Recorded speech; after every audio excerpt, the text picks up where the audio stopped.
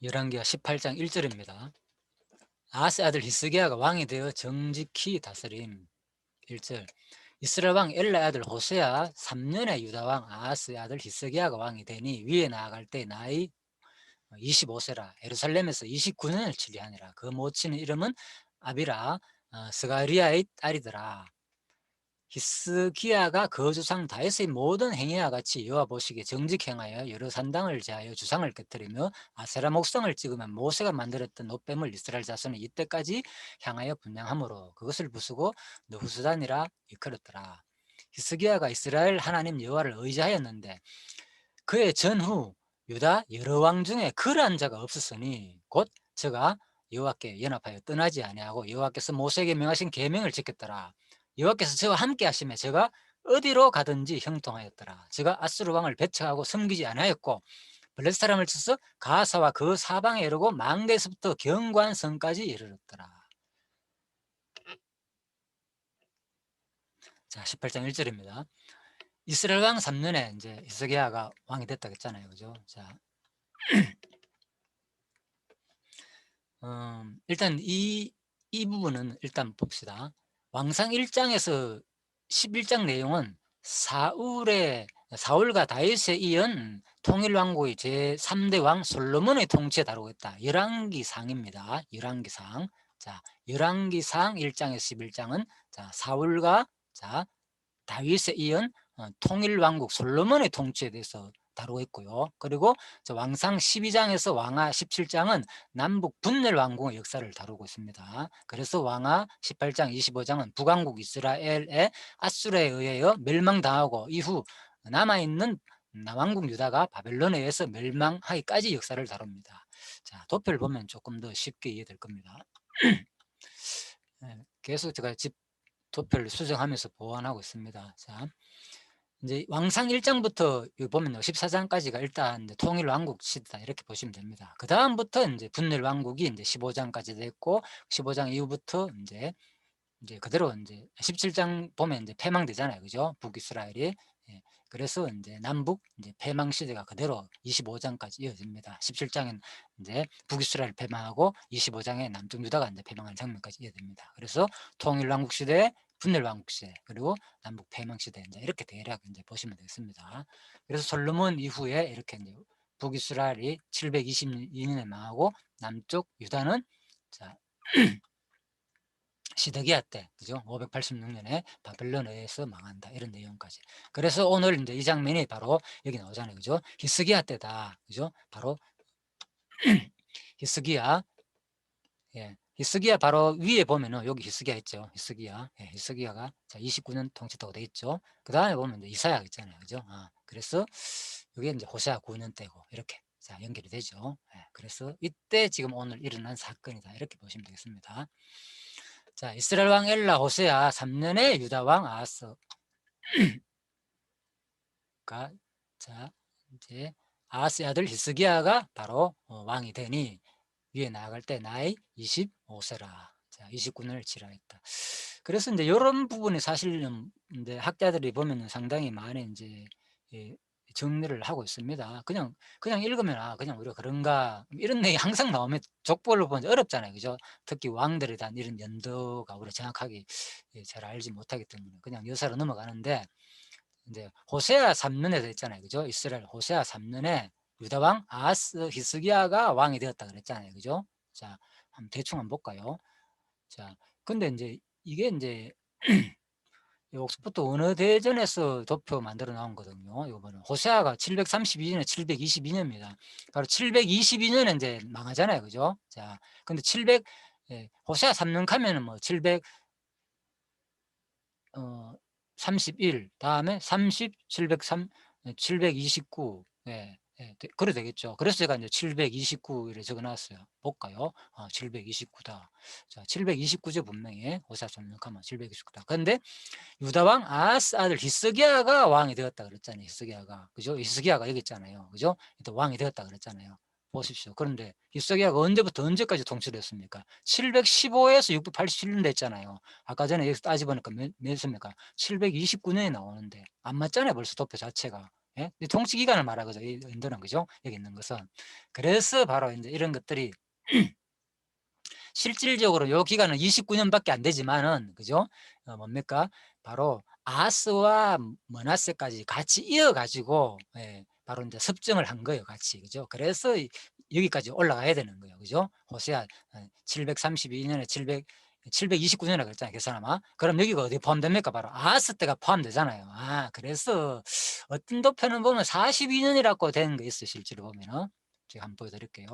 자, 히스기야가 728에서 686년 됐잖아요. 그죠? 728. 728이 아니고 여기 안에 포함되잖아요. 728이. 그죠? 자, 그래서 이거는 이제 역사 지리를 보는 성경 임원분 교수가 적은 책이거든요. 예, 거기에는 도표를 이렇게 그려놨습니다. 그죠? 상당히 길죠. 그래서 686년까지 그 이제 42년 이렇게 되잖아요. 그죠? 그래서 이런 것들이 차이가 난다. 그래서 이 부분 섭정까지 포함해가 그런 거고, 이런 것을 밝힐 때 그러면 왜 이렇게 했느냐, 이제 왕들이 보면은, 그죠? 족보를 밝힐 때 그냥 여기서 연도를 히스기야가 직접 다스릴 때 연도를 밝힌 데가 있고, 어떨 때는 뭡니까? 전 통치기간을 통틀어 가지고 이미 아하스 시대하고 같이 이미 그때도 이제 왕으로 인정을 받으니까, 그죠? 섭정할 때도 그때 논할 때도 있다는 거예요. 그 부분을 우리가 이해하고 이걸 읽어야지 모순이 아니지. 아니면은 이제 봐라, 족보가 안 맞다. 여기서는 이래 말했는데 왜 여기서는, 예? 연도가 여기까지 나오느냐. 벌써 안 맞잖아요, 이것만 보더라도. 이제 이런 예가 일어난다는 거예요. 그래서 성경이 뭐 잘못됐다, 뭐 편집한 거다, 이제 문서설도 나오고, 그죠? 뭐 여러 가지 얘기가 나올 수 있단 말이다. 그래서 이런 것들도 좀 이해를 하시고 이런 도표를 이해하면은 왕들의 계보도 그래서 이런 일들이 일어나는구나. 자, 이 정도로 넘어가겠습니다. 자, 이거 다 제가 설명한 겁니다. 이런 것들 전부 다 단독 통치가 10년, 단독 통치 기간은, 여기 나왔잖아요. 순수 단독 통치 기간은 19년 정도밖에 안 된다. 그죠? 예, 여기 나오죠. 총 기간은, 그죠? 42년간 되는데, 14년은 붙인 아하스와, 그리고 10년은 므낫세와 같이 통치 기간이었다. 그죠? 14년, 10년, 총 합치면 이제 42년 돼요. 단독 통치기는 사실 19년밖에 안 된다. 그 얘기입니다. 자, 이렇게 제가 설명드렸습니다. 그래서 이제 18장 1절. 자, 그래서 이제 아까 설명드렸죠. 이제 쭉 같은 내용입니다. 자. 그런데 17장에 한번 봅시까요. 그래, 17절에 보면은 이런 말씀입니다.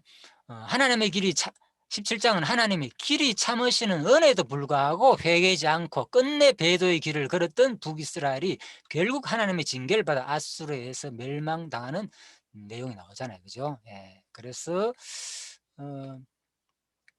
자, 그리고 이제 본장은 그 무대를 북이스라엘에서 바로 뭐합니까? 남쪽 유다로 옮기는 장면이잖아요. 그죠? 그래서 남쪽 유다로 옮기면서 남유다 왕국 역사를 사실 다룬단 말입니다. 예.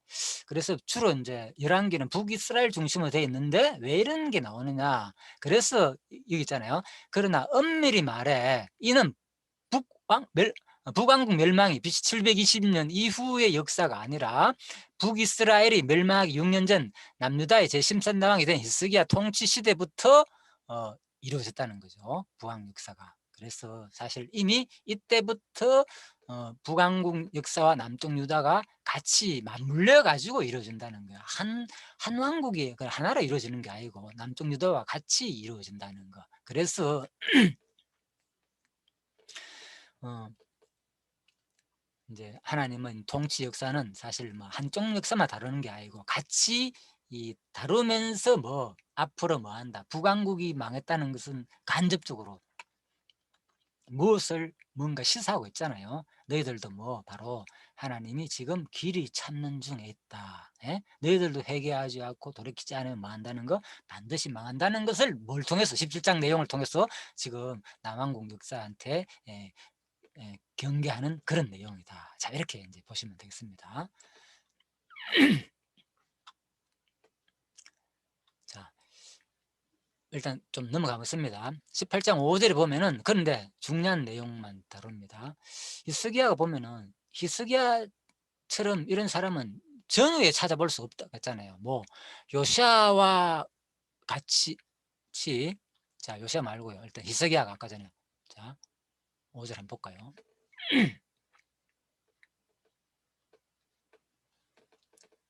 제가 일부러 그래서 요색을 지었습니다. 히스기야가 이스라엘 하나님 여호와를 의지하였는데 그의 전후 유다 왕 중에 그러한 자가 없었으니, 자, 그의 전후잖아요. 전후.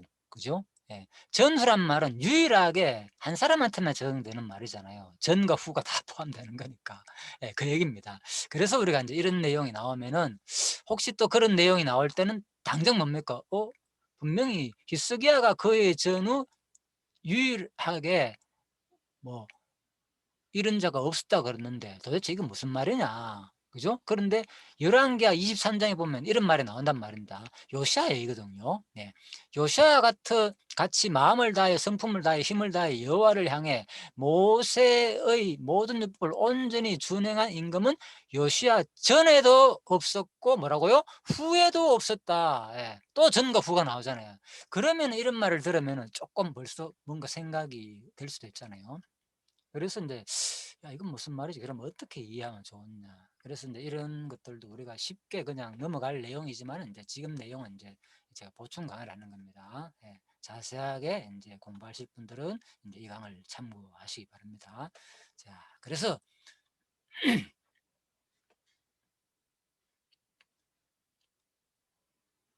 자, 여기서 제가 인제 간단히 보면 핵심이 이겁니다. 자, 요시야는요. 그죠? 바로 히스기야는 뭔가 하면요. 마음과 성품을 다해 가지고 쉽게 말해 가 하나님을 의지한 얘기고요. 그죠? 하나님을 의지하고 그죠? 섬긴 거. 예, 그 얘기입니다. 그리고 여기서는 뭡니까? 요시아와 같이 히스기야는 그렇고요. 요시아는 그 내용이 살짝 다릅니다. 읽어보면 요시아와 같이 마음을 다하며 성품을 다해 힘을 다하여 여호와를 향하여 모세의 모든 율법을 온전히 준행한 임금은, 그래서 이 설명을 우리가 할 때 그죠? 그래. 히스기야 같이 오직 마음과 성품 다해 가지고 하나님을 의지하는 쪽의 사람은 없었다는 거고, 뭡니까? 바로 누구는 바로 지금 요시아는 모든 율법을 온전히 준행한 이제 임금은 없었다. 그래서 이제 요시아 때 보면 유월절도 뭐 지키고 뭐 이런 내용이 나오잖아요. 그죠? 그래서 그 얘기입니다. 그래서 율법 준수해 가지고의 표현이 뭡니까? 전과 후 요시아 같은 사람은 없었다. 자, 이렇게 이해를 하시면 되겠습니다. 자, 18장 7절에 보면 제가 아스루 왕을 배척하고 섬기지 아니하였고, 아까 설명이잖아요. 그죠? 예, 섬기지 아니하였고. 그리고 자, 그런데 이제 하나님을 의지했다는 거죠. 예. 그래서 이제 차이가 나잖아요. 하나님을 의지하는 측면과 바로 요시아는 율법 주는 차이가 나다. 자, 일단 18장 17절 말씀입니다. 먼저 근데 이제 이 당시에 왜 아수르를 배척했는가 그 얘기입니다. 일단 자, 아수르를 섬긴다는 의미는 아수르의 봉신 국가가 되어 아수르를 받들어 조공바친과 관계된 얘기다. 섬긴다는 그냥 그 얘기가 아니고 실질적으로 뭡니까?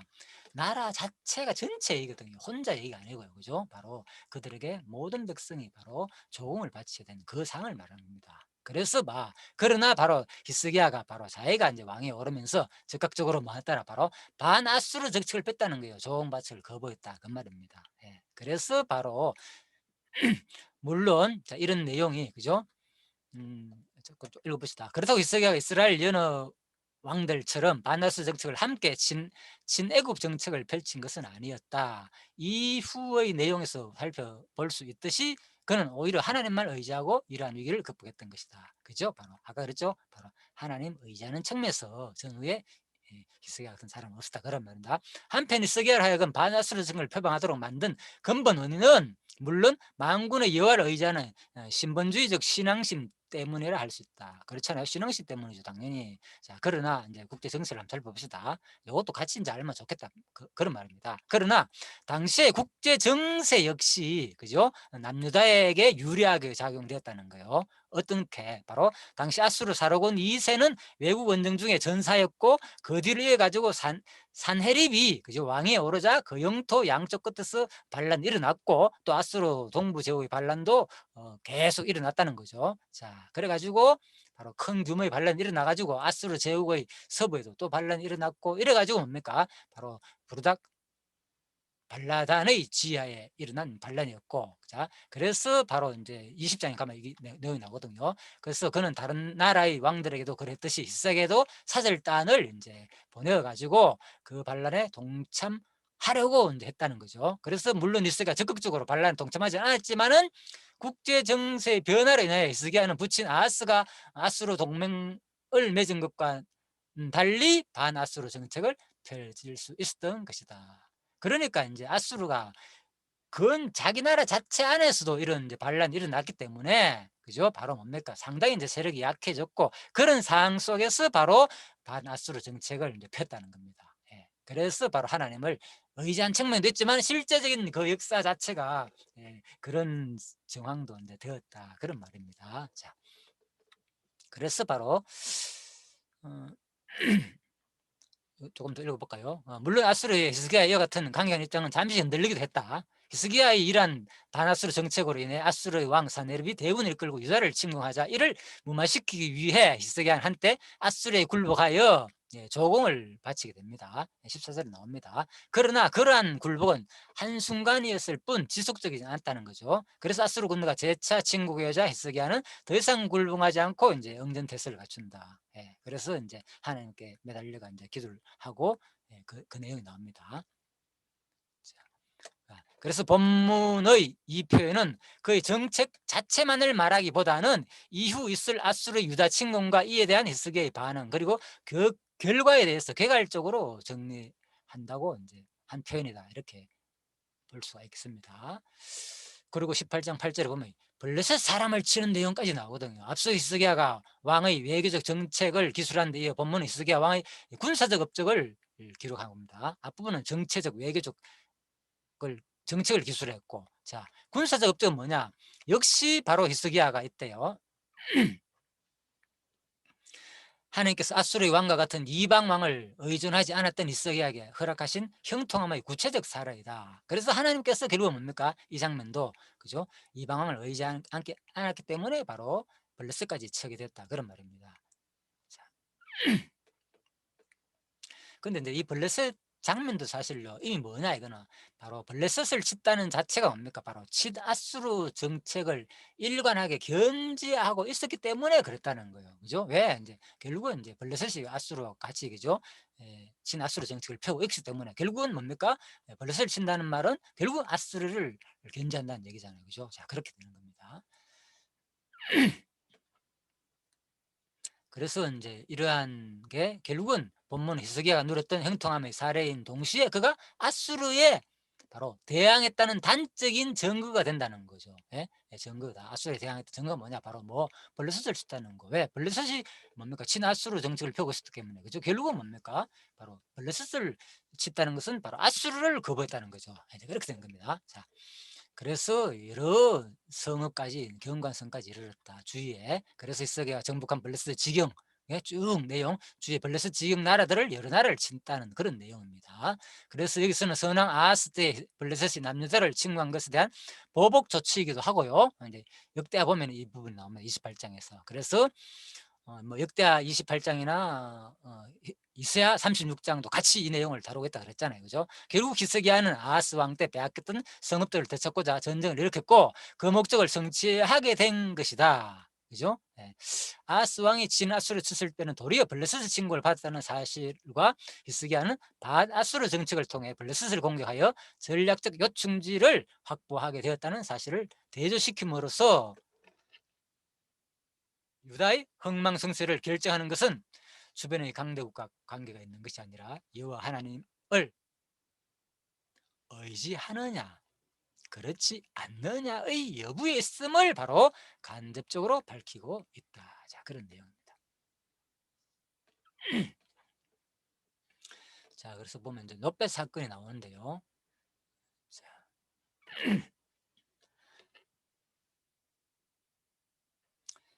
자, 일단 강론집에서는요, 일단 여기까지 이제 정리를 하면요, 이렇게 되어 있습니다. 그래서 이라는 게 있으면 여호와께서 만왕의 왕이신 예수 그리스도의 왕국을 영원히 존속해 하실 섭리에 예표로서 모형과 그림자 사건이다. 일단 히스기야 왕국이 존속되잖아요, 그죠? 그래서 누구 북이스라엘처럼 하지 않고, 자, 그 얘기입니다. 그래서 이거 그리스도의 왕국이 영원히 존속될 것을 모형으로 보여주는 사건이다. 9절 붙입니다. 18장. 히스기야 6년에 사마리아 아수르에 함락을 당한 내용입니다. 자, 일단 여기까지 서름 부분을 잠시 정리하고요. 9절부터 12절 내용은 따로 잠시 쉬다가 하도록 하겠습니다. 예, 수고하셨습니다.